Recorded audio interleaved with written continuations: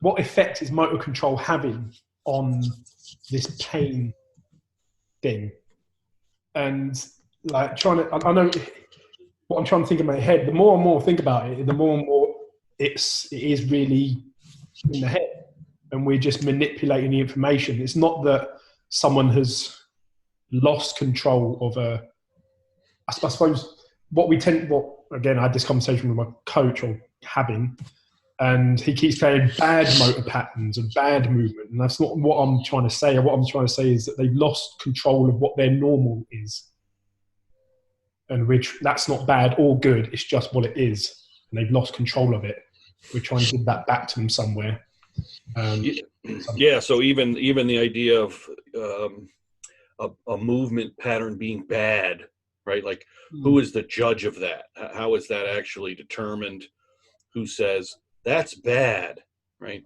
And because that's bad, that's why you have pain. That's a pretty big leap in between there. I mean, I see people moving every day, and I wonder why they move that way, and they have no pain, right?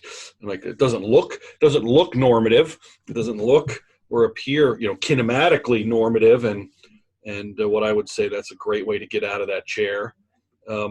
But they got no pain. Yeah.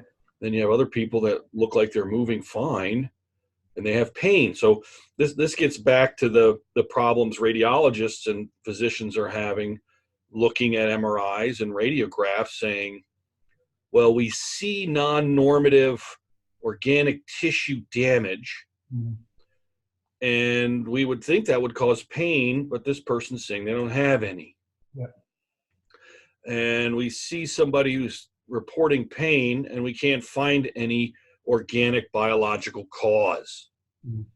So it's really no different than that, right? Which is bad movement, good movement. That's why I defaulted and found myself constantly going back to the qualitative aspect of it, because so much of what we're observing is immeasurable. Yeah. It can't be measured in a quantified way. And I suppose, how do you, I don't know if you can you measure, like, so I brought this point up to my coach, not the movement pattern, the contraction type. So with one of the guys, I've sent you a video on that I've had I'm calling it the Dimitri moment from now on. Right.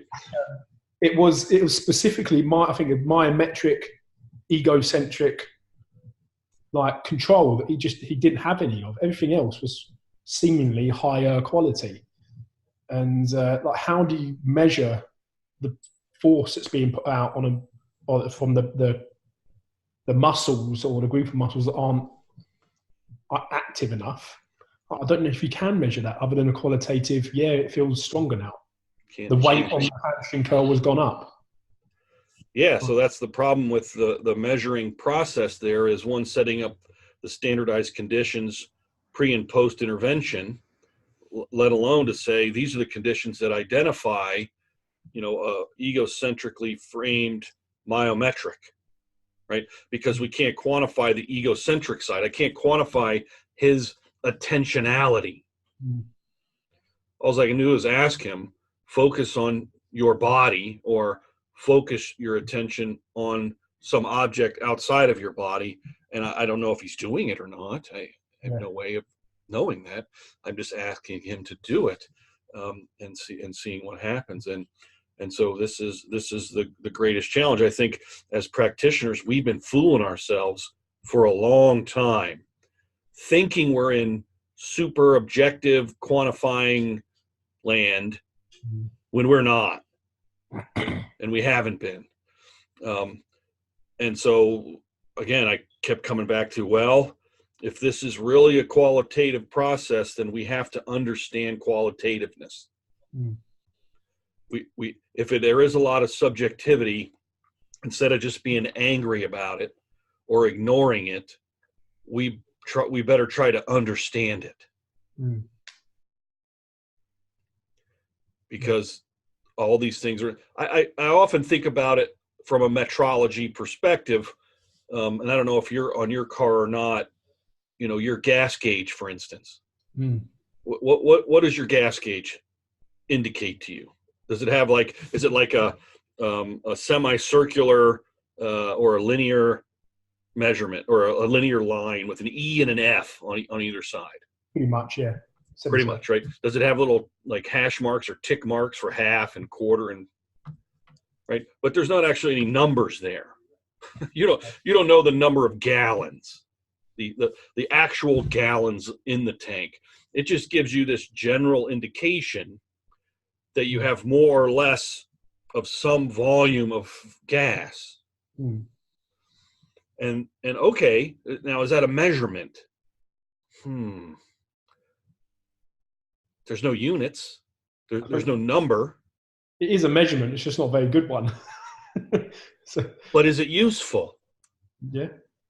Yeah, it is, right? And so that's the land we're living in, analogically, right? Like, I don't know exactly, but I got a general feel that when that little line is closer to the E, I don't have as many miles left. Yeah. And when it's closer to the F, I've got a lot of room for margin for traveling without having to stop for gas, right? And so, yeah, okay, it's like a bubble level, right? You ever use a bubble level? Yeah. Is there a number associated with that? No, it's just. Is there units? No. Right? It's just taking advantage of a known phenomenon, natural phenomenon, that we're just assuming means level. And what is saying something level is? What does it mean? This is level. What does that mean?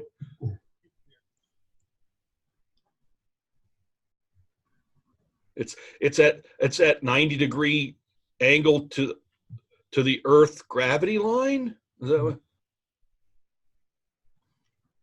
that what that means? Level, or it's in line. It's exactly parallel to Earth's gravity line. So it's either 90 degrees tangential or in line or somewhere in between.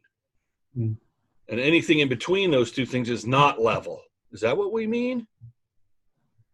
But yet here you are using that. Carpenters use that every day to build structures. And there's no numbers and there's no units. Does that mean the level's useless? Yeah, they still manage to build skyscrapers. What do you know, right? So I think that's where we live in exercise for the most part. And so we just have to understand we're dealing with gauges and levels, and we don't have hard numbers on every aspect of the physics of what's happening in front of us. We just don't. We have very little of it. I mean, the only thing we actually have any physics about probably is if we're using a fixed load. And we know that's 10 pounds in this gravity field. Yeah. That's what we know. That's quantifiable. So it's a numerical value with known units. Okay, we know that. That's objective. Yeah. Everything else, unless you're putting accelerometers on everything and all that can measure change in direction and rate of change of direction for all directions, right? Because we're three-dimensional. Wow. So that's what I find is when I run into folks like your coach, right? Like he's saying bad movement, good movement, and as if that's some quantified factual thing. No, it's not. No, it's not. He has himself fooled that he knows what bad movement is and he knows what good movement is. And he doesn't necessarily know. Can't know. And I think we kind of were all agreeing on, especially me and him, agreeing on the same thing. I think his point of view is that motor control doesn't have as much of an effect on pain as as I would say, or we would say, whoever. My response to that was, well, why do we exercise then? How does that, if motor control like again, differentiating them, isometrics, whatever it is, exercise, and classify it as that. How does that have such an effect on the one of the papers actually, I was reading, I think it's one of the, where is it? Actually highlighted it.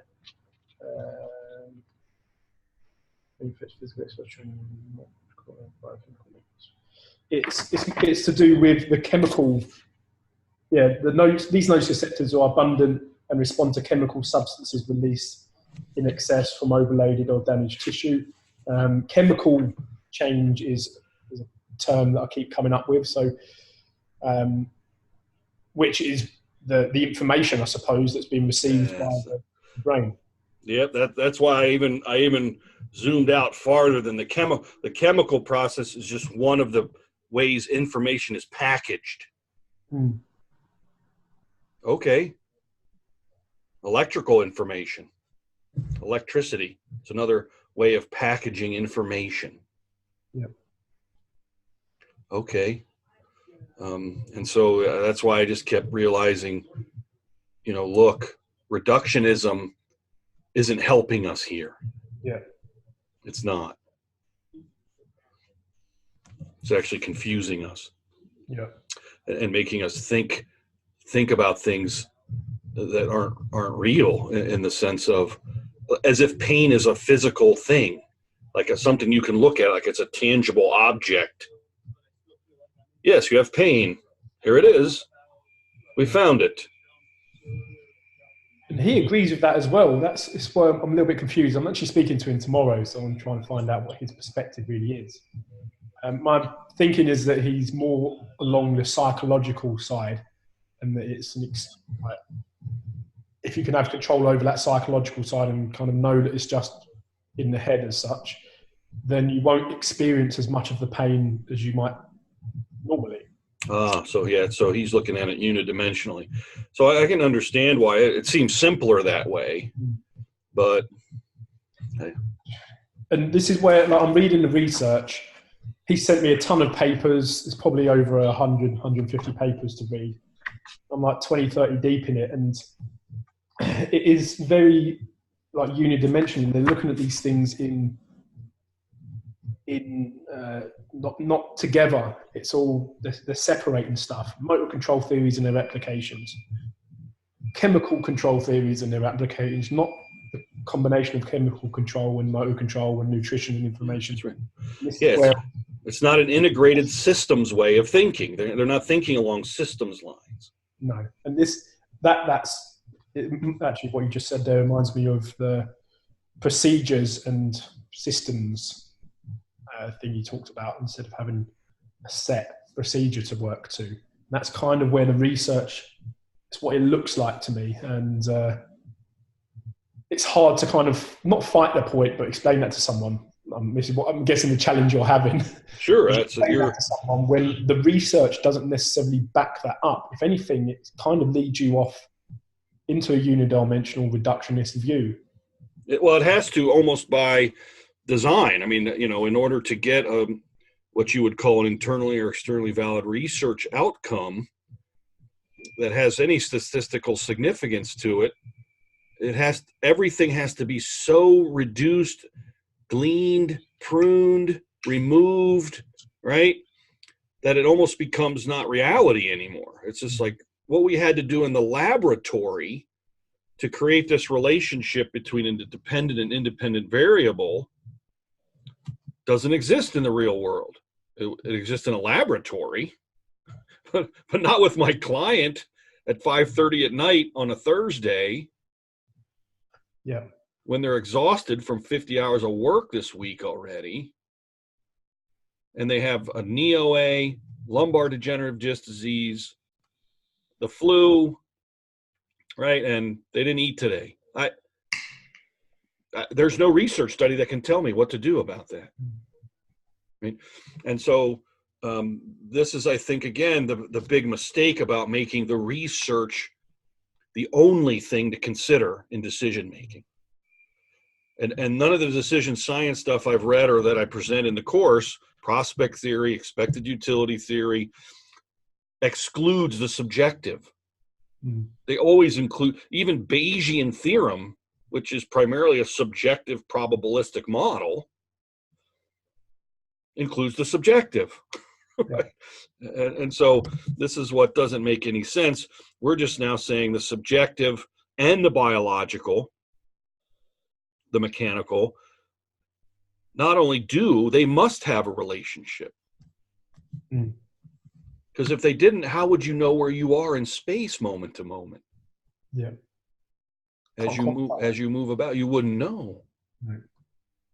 That's what disorientation is. I no longer have a reference physically to where I am. And so, okay, well, let's just include that in our decision making. So that's the sensation material control paradigm. Yeah.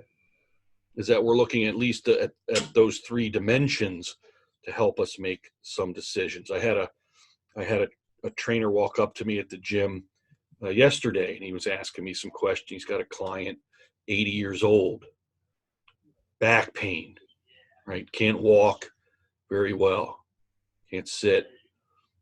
All he wants is just to be able to walk. But, he's got back pain. And so he's describing how he stretched him and he felt good and he went walking and then pain came back, right? And he's like, well, so I don't do that. All I do is I sit him in the machines and I exercise him in his upper body. And I said, that's great. Is that what he wants? He goes, no. So what does he want? He wants to be able to walk, right? Okay. So what are you doing to help him, one, deal with the anxiety and the fear and the psychology of the pain, let alone the biological, mechanical aspect of the pain, and connect that to what he wants from you as a professional, which is to walk. And then he said, well, you're right. He got mad at me the other day. I said, why? He goes, because he's still not walking very well. And I told him, I said, unless you can attach everything you're doing to his outcome of walking, he will not be around very much longer. And he doesn't care. We might impose our own values and preferences on him and say, well, at least you're exercising and it's good for your overall health for you to be exercising, even if it's just your upper body. And we can impose that on him, right? And say, that's good. You should choke on this, right? Yeah. Keep hiring me and giving me money.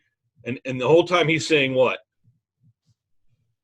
Not helping. I want to walk. Yeah. Right? And so now the trainer doesn't know what to do. The therapist working with them, they don't know what to do. Because guess what everybody's focused on? The pain. And I'm like, you got to focus on his control so that he can walk. Because walking is a motor control process.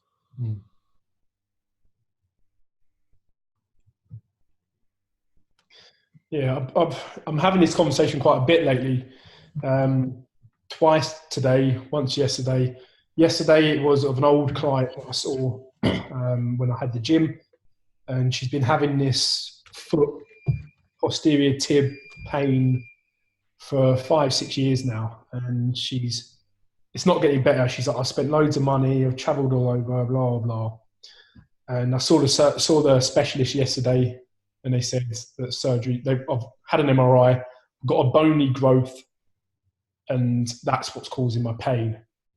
And I was like, oh, yes, maybe, but again, the research is suggesting that it isn't even the surgery necessarily, i.e., they cut the bone away, that changes anything. It's the fact that they've operated on you.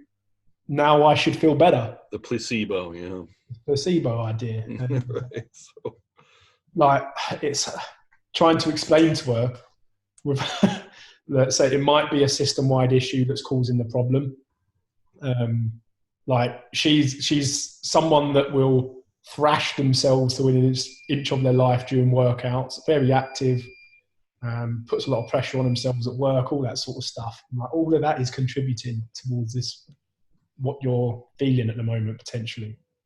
and that surgery might not be the best option. It might get rid of the pain, but the fact is they're cutting you open, so that's probably going to add stress to the system. They're taking something away from you that's potentially needs to be there. And she's like, oh, yeah, cool. I'm still going to have the surgery. And so twice today, one client, I told you about him a while ago, had back issues, got him doing Thompson holds and the pain got better. We're now very specific in that I'm doing it in giving him exercises to try and reinforce some of the stuff we did, in the hands-on assessment. But the fear of it, his words, the fear and the anxiety of if he goes into the position that he hurt it again is still there. I was like, well, only really you can work on that because of the psychological aspect. How much do you see, I suppose the question is, how much do you see that the exercises that you give people to do on their own help to reinforce the exercise you do hands-on? Because I'm asking that question based upon the biomotor configurationist idea. I think it's critical. Yeah. They may have to repeat something for weeks to remodel the communication, to remodel the information flow, and change that. It could take weeks, could take months with this kind of approach, right? So, there's no doubt about that. Have you seen it works quicker when you work with the person hands-on? So yes. My association or my availability bias would tell you yes, right? Because, I can work very quickly and deal with multiple degrees of freedom in short periods of time and assess control and help improve that, versus dragging it out for weeks on end because I only see him once, every couple of weeks. So yeah, my answer is, I would tend to think so, right? Yeah. This is kind of what I started talking about with him, is that I might just have to see you more, get hands on you more. Yes. While doing this stuff to speed this process up. Otherwise, it might just be a case of it goes on for a little bit longer. But again, from what you've said previously, is that you might fix one part of the system and then something else changes. Again, back towards the normal potentially. So you have to then work on that and then kind of chase this thing around until the whole system is strong. Yes, because that's the thing about complex systems, right? Is their ability to change in ways that we can't even predict necessarily. And so constantly looking at and checking and observing, what an input or stimulus, might do, and then how the system might, deal with that, is what we're trying to figure out, right? So I'm trying to find, I have some quotes on this.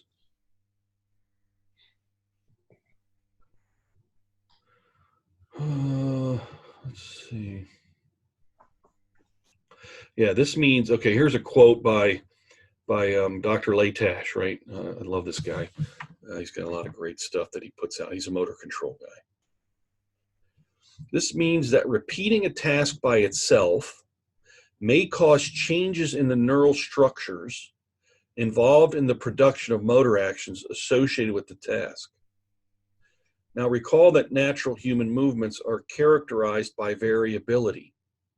That is, natural changes in motor patterns. As we will see in future sections, this is a quote from a book called Synergy that he wrote.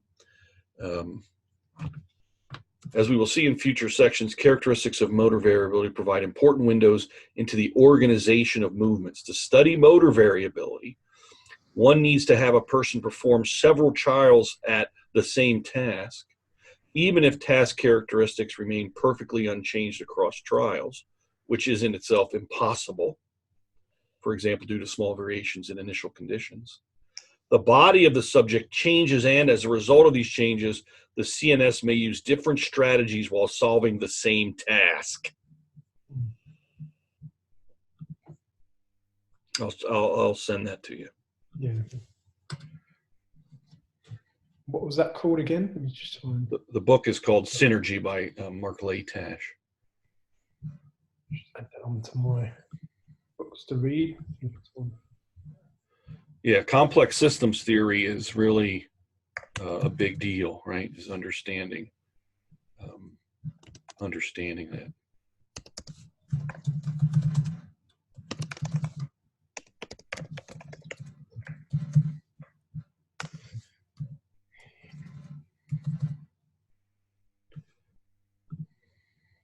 You just hate it when you're reading this just keeps growing faster than you can read.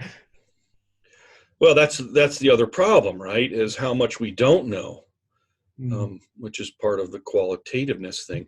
So, yeah, again, I no longer am fooling myself into thinking that I'm an objective reference standard and I know normatively how everybody should move.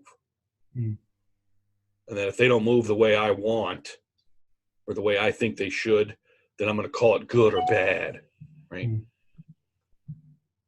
It's a pretty broad thing. Yeah. We have general characteristics of what a front lunge is. But there's a million different variations to how that might be done, right? In fact, the stricter or more forced you're trying to make somebody or constrained you're trying to move somebody, the more options and opportunities you're removing from their motor system from actually solving the problem. Yeah. Which begs the question of machines, because isn't that kind of the argument against it, that you're forcing someone into a pattern? And they're not a counter argument against that is that it's giving them a chance to. It's a very safe environment. Not necessarily. No, it's not. I would tell you, machines have risk just like other things have risk, right? Yeah, for sure. I would. Yeah, I would not say machines are necessarily safer than anything else because of the constraints that they might put on the system. That's correct. Yeah. Do they create a modicum of objectivity because of that? Yes, they do. But I can still, when I interact with a machine at the points of interaction of my feet or my hands, I can alter my attention or intention and create a friction reaction force that you can't see when I'm doing it, that alters the way the physics and mechanics is generated and what my body has to do, because a new resultant force has been created. So yeah, I can't, because I can't see and measure those things directly. So yeah, machines aren't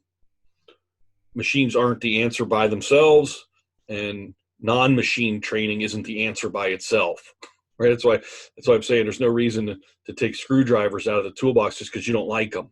And do you think that's why people are like, well, machines aren't safe, so get rid of it? It's crazy. It just makes no sense. I mean, the opposite side is free weight training isn't safe, get rid of it, only machines. It's dumb. It's a biased, uncritical conclusion. It doesn't make sense. Control as many variables as you can and act in a safe manner, and use both, and you'll probably be good. Be okay. Yeah. When are you going to use which one? Depends on the purpose and the goal, and what are you trying to achieve? I mean, why are you doing it? What is it that you're trying to? That's why that definition of exercise becomes so important. What stimulus are you creating or removing to drive a specific physiological adaptive change? And a machine might not do that for me in one sense. Right? A machine might help me in another sense. Yeah. So, okay. That's why I was looking at a thread the other day.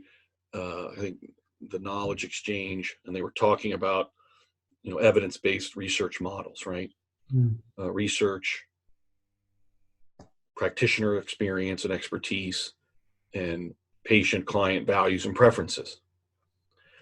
And they put research at the base and said research is the most, instead of looking at it as 3 Euclid circles interacting, right, and overlapping, they said, no, let's make it a pyramid, and research is the bottom, and practitioner expertise and experience is the second level, and then clients and preferences is on top. And I said, I think that's the wrong order. I think clients' preferences and values should be the base. And then we can talk about research and experience and all that stuff, right? About how that, what might trump or be more important, the practitioner's experience or the research, because the client and their values and preferences are what are driving decision making, not the research. Yeah. Right. Just like your client telling you, yeah, I hear you, I'm getting the surgery anyway. Yeah. She's doing that not because of research, but because of her values and preferences.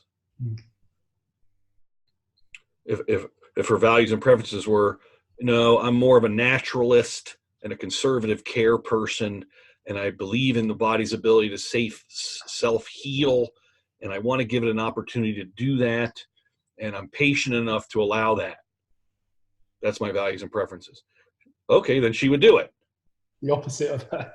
But yeah, if she's like, look, I don't have time, expediency and satisficing is my motive here. What I value is quick fixes, and I just want to get rid of this thing. Take it out of me. I say that, but then it has been 5 years that she's been doing the mill, running the mill and I didn't want to say, well, you might not have just found you might have just not found the person that can actually interpret this information correctly. That's the problem. And because I didn't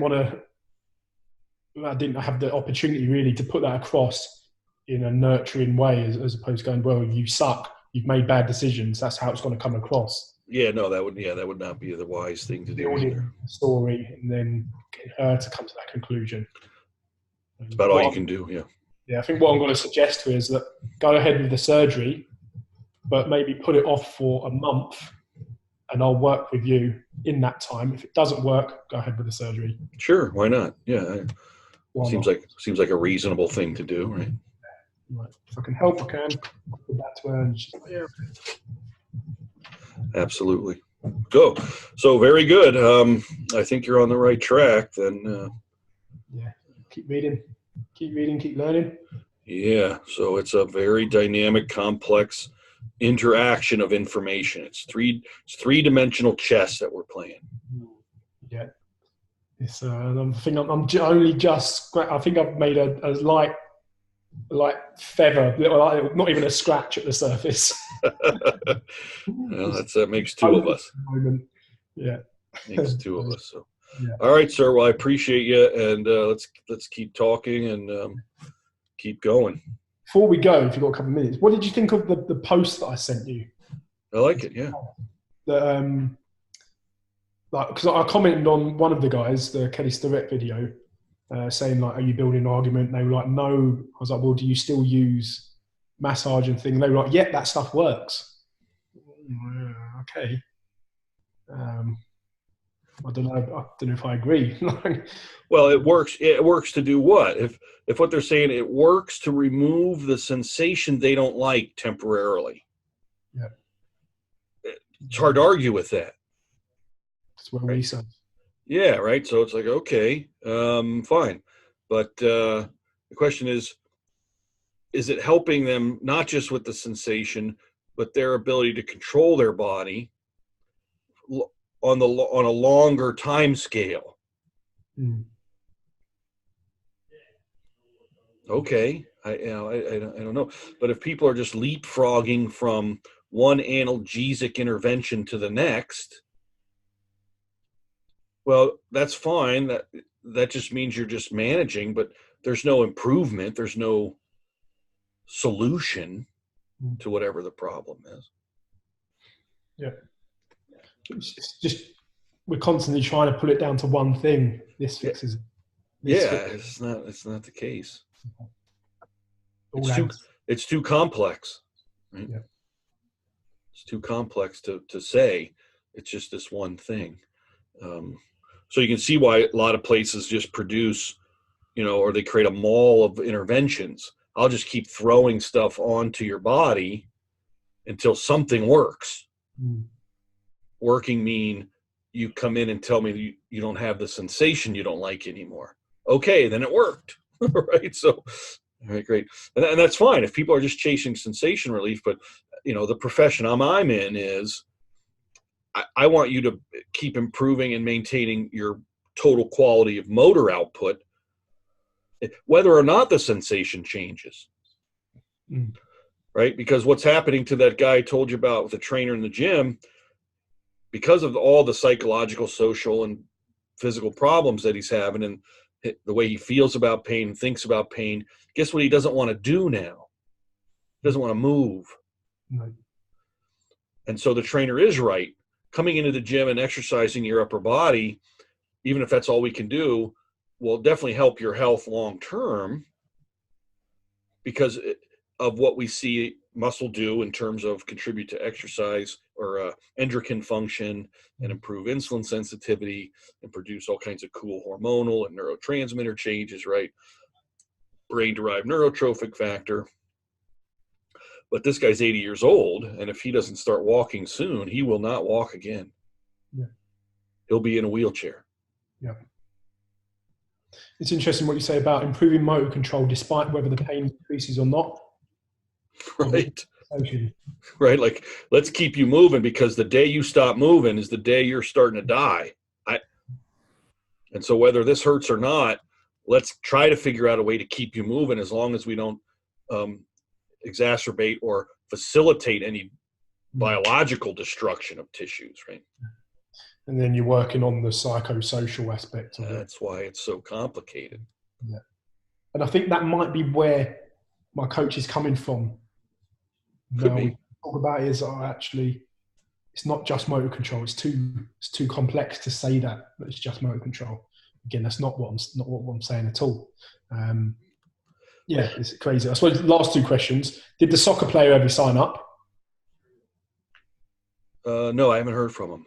No, didn't think you said. Oh wait, Kyle. Yeah, he did. Yeah, he did great. Okay. Yeah, he responded incredibly fast. Excellent. Yep, it was all for him. It was all about the frontal plane and transverse plane direction of going to the right. Yeah. Yeah, that was incredible. Crazy. How often were you seeing him, or did you see him? I only saw him twice.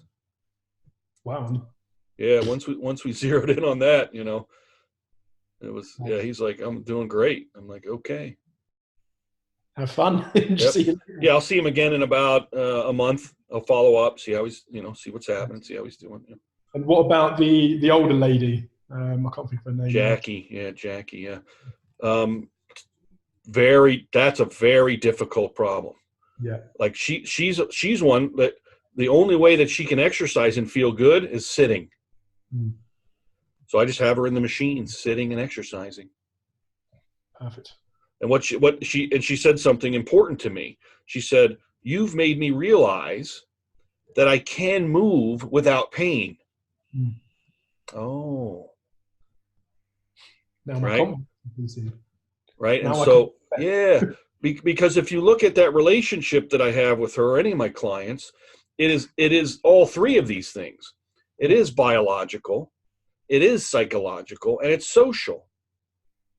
We're having a social experience when someone's with me and I'm taking them through what I do. Yeah. And it's psychological. I'm asking them questions. How are you feeling? What are you thinking? When you have this sensation, what do you think's happening? You think something's broken? You think something's tearing? What do you think's going on, right?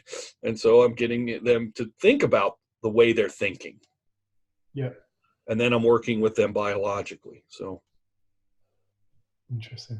I think that's the real power of that. Yeah. So and they're feeling better. And she's like, she's encouraged. I'm a little bit jealous of Kyle, to be honest. That's right. Damn you. Trying to do my work it out myself. That's a tough one. Yeah. Doing it will, obviously, but having someone else like dynamically think around it. I'm seeing my therapist tonight, potentially for the last time, because I don't want to go and pay £65, what was it, like $90 for an hour for me to tell him what to do. Right. Not happening anymore. I understand. Yeah. Well, let's try to get someone else trained over there so they can help you. Telling you, Greg, I'm sorting your visa out now. You're moving. I'm taking out a loan. You're moving here. Okay. Charlie can manage the clinic. Okay, I'll be happy to set up a little chateau in Cambridgeshire. All right, Lee. Speak to you soon. Appreciate it. I will see you. Thank you. Bye.